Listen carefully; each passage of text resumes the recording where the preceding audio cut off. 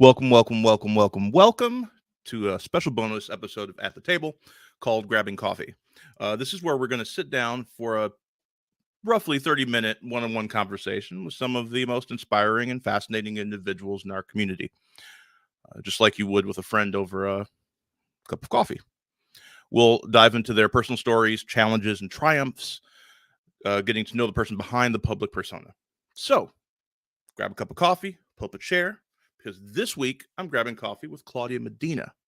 If you don't know Claudia, Claudia is a sitting board member on District 209, a member since April of 2015. She's the proud mother of 3 and a loving wife. Medina is an experienced education leader, 34-year veteran teacher and administrator for many years. She has been an advocate for progressive education and equitable practices as professor of education equity, big history, science, and bilingual education, and many international college courses from Montessori teacher training through Europe and South America. Community outreach has always been a passion of hers, and she was also one of the founding members of the Brown Cow 20 that birthed Proviso together. An advocate for workers' rights and Illinois policy advocate at the state level for minority rights, where she has helped with the passage of bills leading to equity and safety for minorities.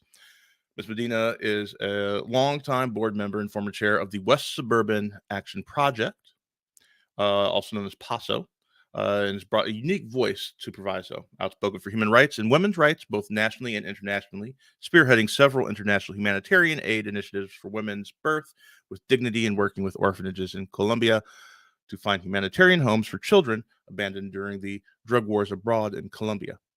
An immigrant from Colombia, South America herself, she is also the first Latina to be elected to Proviso High School District 209 as a board member. Claudia Medina, thank you so much for joining me. So you got your coffee. I got my coffee. Girl, let's talk. I want to know about you.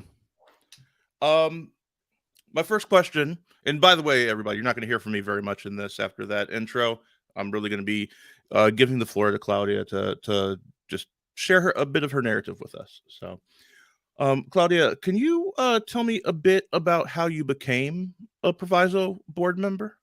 Because it seems like you did a lot of stuff in the past with in all sorts of education. What called you to become a board member?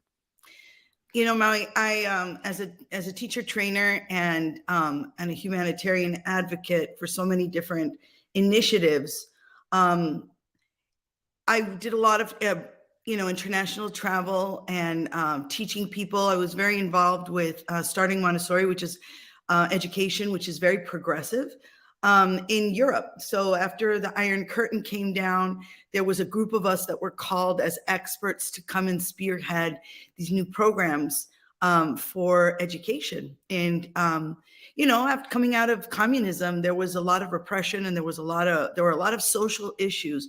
And the one thing that they wanted to do was bring, first of all, bilingual education, which had never really been available, except for with Russian, not with English or with Spanish and with, other languages.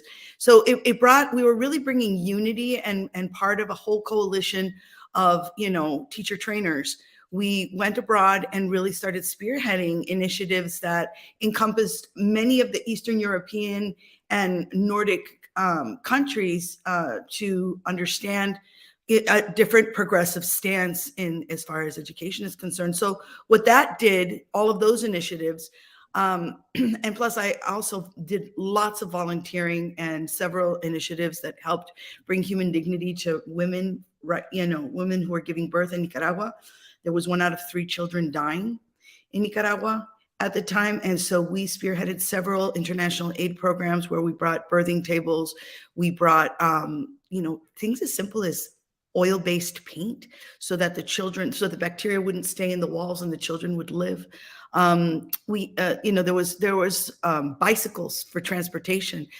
We helped dig wells so that there would be water in very poor areas, and also latrines. So we were, having clean water and fresh water was a huge initiative because Nicaragua was ravaged after the war, and there was a lot of work to be done. So my husband and my family and I were very involved in these international, programs? Not really programs. We actually spearheaded them. We raised a lot of money. And I realized that in my own community, there was a lot of work to do. And it was really difficult because there weren't a lot of Latinos stepping up to speak up about what was actually happening. I came to this country with $200 in my pocket and a dream. And so did my husband. And we were able to put ourselves through college, he's specializing in our fields. His is in medicine, mine is in education. We made a life for ourselves, and we felt that the best thing that you could possibly do is open the door to people by having high quality education, educational access. And everything that I was reading about Proviso was terrifying to me. I started talking with some of my friends here in town. And we saw that our children were growing up in a community where, there was a pipeline to jail. So getting involved with a growing Latino community, and since I had been so involved in Black and Brown community initiatives, not just in the United States, but abroad, bringing educational equity, with the many African teachers that were in my courses, and the many initiatives that I did in Spain and Prague and in many other places, I felt like it could be very beneficial for my own hometown, my home area, to, work with, this type of activism. And we came together as what was called the Brown Cow 20. We had a dream, bringing a high quality education. I was blessed because in my home country, my family had been part of bringing high quality bilingual education to Bogota. There had never been schools there. And my grandparents and my mother were part of initiatives to bring the vote to women, and who had brought a lot of high schools and grade schools to women and men in the country. People only had tutors when they first started this out. Now they're huge international schools. So with that background, I felt, well, why isn't this happening here? There's money. These taxes that we collect should be going to the students. And equity has always been my passion. And it's been what I've taught. So I really wanted to get involved. And so the Brown Cow 20 came together. Yeah, so what's the Brown Cow 20? Oh, let me tell you about that. So the Brown Cow 20 were 20 parents from Forest Park. And we saw what was going on. We started conversations. We had meetings at the Brown Cow, owned by Miss Connie Brown. Mm-hmm. And we started bringing together the concerns that we had about what was happening in our community and what was going to happen to our kids when they got to high school. Or if we had high school students, why are we going to private school? If we have these beautiful high schools, but they were a little dilapidated at the time, and there was no reason for them to be dilapidated. Mm-hmm. So we realized that there was a lot of nepotism and patronage happening in these schools. The educational dollars that were coming into the district were not being invested into the students. And we decided to have this crazy idea to start engaging throughout the whole community, all 10 towns in Proviso, get out the vote initiatives. And I was one of 2 of the candidates from Forest Park, and that started coming out and going to the meetings and learning about the issues. After we announced our candidacy, there was a 3rd candidate, Ms. Teresa Kelly at the time, who became part of it, and Proviso Together became known as a grassroots parent-based action committee, or a parent committee that actually started electing for the very first time grassroots candidates to be part of Proviso. And so that first slate of candidates were you, myself, Ned Wagner, and Teresa Kelly. Ned Wagner and Teresa Kelly. Okay. Mm-hmm. And this is back in 2015, 2014? 2014, we started it, and we were elected in 2015, which was beautiful. Proviso Together was part of 4 more elections. And after we were elected, even though there was a lot of more political figures on the board, we were able to talk with them, and we were able to work with them. It was not easy at the beginning, but we were able to bring Dr. Jesse Rodriguez on board. We were able to bring one-on-one technology. We were able to change the academic landscape. We really dug deep and did heavy analysis in equity. We did heavy analysis in the academics, changing a lot of the frameworks, especially for the bilingual and the special ed programs, which were isolated transitional English programs. Transitional English is what they did when they wanted the Native Americans to learn, or English, where you forget your language and transition into English Mhm. instead of using bilingualism and key components of biliteracy that keep the student's identity, language, and build on knowledge versus erasing knowledge to only engage in the other. What happens with transitional English is that you really never get, as a bilingual, you really never get to more than a second or a third grade level of English competency. And when you take a high school test and you've been in a transitional English program, well, you fail. So we had a huge dropout rate for kids that were immigrants. And most of them were Spanish speaking, but we had immigrants from many different realms and many different colors. It's a rainbow coalition of immigrants, Mhm. Asian, African, Latino, and European immigrants that were coming into Proviso. Proviso is located in a very accessible area, and the homes were not as expensive. So you saw large immigration populations coming to this area, and we were not addressing those needs. So we needed to make sure that we started to address those needs. We brought translators for the first time, parent liaisons, we had a lot of educational programs that were targeted education programs based on research to ensure that we brought progress. And we saw it. Proviso started to feel joy. We saw great gains from addressing all of the students' needs. We did an equity study, which I was the chair of the committee who did that, looking at how it is that we engage in best practices for leadership, for how we give the message to the teachers. How do the teachers actually teach, so that we are making sure that because you can have the right content, but if you're not delivering it in a certain way, and we don't support our teachers, then we don't address some of the needs that the students had. So we were really working on targeted professional development and assisting teachers, cooperating with the teachers, getting their input. The teachers knew exactly what was missing, and they were very collaborative. So there was a huge collaborative effort that was happening throughout the district.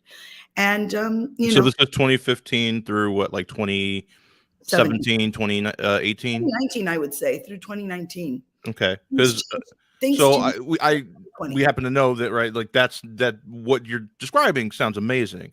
Yeah. We also know that it's Was. not where we are now. No. So can you In tell 20 me a bit about what changed? Sure. In 2020, we hired a new superintendent, and the form of communication and leadership style is not collaborative. Mhm. He doesn't understand collaboration. Unfortunately, he engages in a very divisive style of leadership, where it's his way or the highway. He has, he's done humongous budget cuts, calling them cost savings. But those support systems that were put in place for our students that were giving us so many gains have been gutted. Deans have been gutted, so there's no discipline and emotional support for our students any longer. He negotiated. It was so hostile that we ended up going into a strike.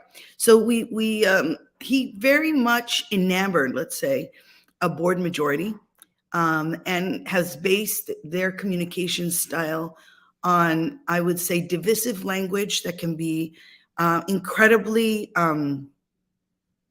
hate-based, unfortunately, divisive-based. When we had done so much coalition building, anyone who spoke out against the changes or against the policies, because there was going to be an impact that was going to be negative for the students, or if there was a budgetary impact, was immediately equated to somebody who was hating of somebody because of their racial background. And that is absolutely false. I mean, accountability and racism are not the same thing. And accountability is hard. I mean, when you've been in advocacy as much as I have, when you hold people accountable, you piss a lot of people off, and I did. I have no fear about being vocal. It's the way that you get change. It's the way that you make sure that the message gets out. And so I really became an advocate for the teachers and for the students on the board, versus somebody who would kowtow to what the whims of a board majority and the superintendent were. This birthed, obviously, a tense relationship because all decisions were made behind closed doors and has not been inclusive in any way, shape, or form. Meaning that all decisions are made in private meetings prior to coming to the board meeting, which is an OMA violation, and documents or information are not given at the same time to board members that disagree with the disparaging and destruction that has gone on with the district. And back to the history of Proviso Together. Mm-hmm. So in that first election cycle, the 2014 electing for 2015, Mm-hmm. you got 3 people on the board: you, Ned Wagner, Teresa Kelly. Mm-hmm. Next election cycle, you get more candidates from Proviso Together on the board, correct? Correct. 4. 4. So the entire board is Proviso Together at this point? It is. Okay. And what do you think happened there? Like it seems like, at some point there was a disconnect. It seems like it stemmed from the superintendent hiring, but do you think did anything else you feel like contribute to that? When those 4 candidates came aboard to the district, collaborative communication ceased. At the beginning, because we had a transformational leader, we were able to navigate those differences and we would listen to them. And so we could come to collaborative communication and decisions because we respected each person's opinion and we heard what people had to say. And if we didn't agree, it didn't matter, if as long as that we all, saw, oh, okay, this is the vision, this is where we're going. It may not be the way that I think could be the best, but we could navigate it. We had that ability. It was great. When I got elected for the second time in 2019, that continued for that first year until the discourse started to become a lot harsher as the Latino community grew. There was, and it wasn't represented in leadership to begin with. Yeah. And the discourse became about dividing the Black and Brown community versus uniting the Black and Brown community on the board. Very much so. And there's different pains. I can tell you as an immigrant, I know that there are pains in every community, but we need to, finding ways of supporting and making each community rise has always been my way of doing things.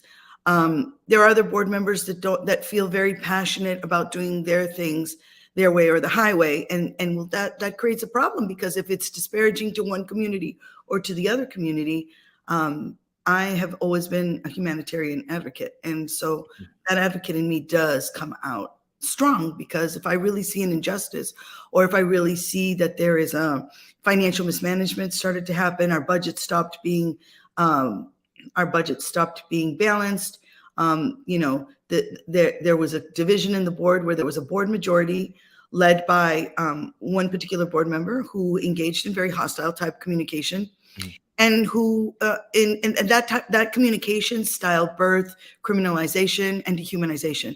And as you know, when that happens to any person, and I was unfortunately the recipient of that dehumanization, that when violence happens to you, you're not even seen as a person. So like the communication got so hostile to the point where, those particular board members started saying things like, you're not even a person, you don't even belong here, get out, and the superintendent unfortunately also engaged in violent acts. And instead of saying, hey, that's against your contract, you don't elbow a board member in the face, you don't cuss at a board member, it was applauded as an action and of support.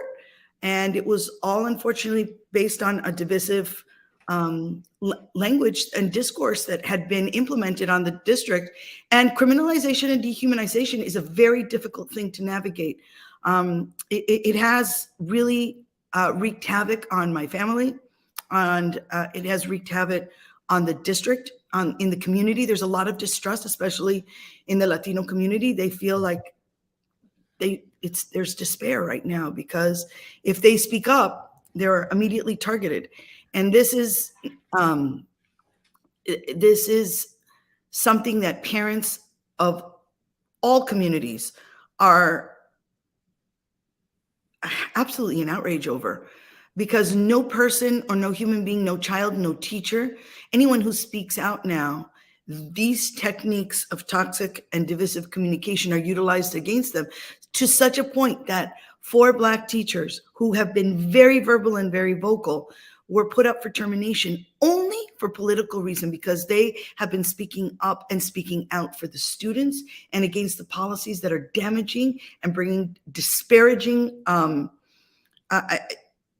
results to the district. I mean, the kids are desperate. There's violence in our schools, all the things that we had worked so hard to bring, to unite, to support. These programs are gone and the kids are desperate. There's basic data things that don't function. Like 1,100 kids were told that they're not going to graduate because they don't know how to handle the project, the programming and the technology. The kids are desperate, and now they're taking all these extra courses so that they can graduate because they don't want to spend another year in there. That's what I hear from the seniors. Mm-hmm. I hear from the students personally. I'm out in the community. I know these kids, and there aren't enough teachers. So they're stuck doing, remedial courses online, and they don't have teachers to help them explain. I was speaking with a representative who was a Proviso East, a state rep who was a Proviso East graduate. And, she was explaining to me how when she was a child, the fact that when you left Proviso, you would have to take so many remedial courses prior to being able to start your college courses coming out of Proviso, how damaging that was. Well, that's where we're back there. We had stopped that. We had we had engagement and partnerships with colleges to restructure and rebuild and bring what was needed. So these divisive techniques based on hate-based communication, when confronted with facts, has really brought our district down. Then, the teachers tried to communicate with the superintendent, and, the guy just didn't show up. It led to a teacher strike. He was the only person negotiating for the district with the district attorney. I'd always been on the negotiating table as a teacher myself. Of course, I always felt like I had the toolkit that, this is where it counts. Yeah. I was the board member supporting, teacher progress. And I always had a great relationship with all the teachers and still do. So when these negotiations went about, there was misinformation from certain board members and the superintendent. And the result was that after 3 weeks, there were cries from the student that the students couldn't handle being at home anymore. And there were several students who communicated that they wanted to commit suicide. They didn't think this was ever going to end. Teachers gave in to things that they didn't want to give into. And what the result was that, we have, instead of having 24 students per class, we have 35 students per class. We have less teachers in the district, and all of these remedial courses that don't give the students college readiness. And our look at the ISB report card. Everything's plummeting. I'm trying to figure out how to word this in a way, because I don't want to ask any questions that feel leading. But what I do want to know is, do you think that trauma responses had anything to do with what has happened? Like all that stuff you were telling me, and all the things that have happened in the divisiveness with the board and the things happening within the schools. Do you think that trauma responses had anything to do with that, either on the board level or on the superintendent level? I believe so. Because there's, I speak of it differently, and maybe correct me if I'm wrong, but from my perspective and where I've come from, you see that there's a discourse utilized of victimhood, right? Mm-hmm. And if you are disagreed with, and I know that is a trauma response due to the fact that there's tears, there's a giant emotional response, and culturally for myself, in my culture, we respond very differently to these things. We try and communicate, we try and talk it out, and we talk loud, and we're verbose about things, so we get all the details out. And so I think there are two different trauma responses definitely occurring. I mean, I lost my country as well. There was a lot coming here from where I came from. And I do hear that in the communication style, but if that is but when the communication style gets hostile, and accusatory, and you are definitely engaging in toxic communication, and you engage in violent acts, and in ensuring that there is not access for one group of people based on skin color, that's wrong. Yeah. That's wrong. Whether there's trauma behind it or not, you don't isolate people because of where they come from, what language they speak, or what color of skin anyone has. That in education leadership there's no room for it. There's just no room for it, because there's too many kids that are counting on us. If it's too much to be able to do right by all children, then you need to step down. Because as far as I'm concerned, we're elected by the people to represent all children. And if the educational focus and vision is not there to support the needs of each one of the children in our district, then we have a problem. Yeah.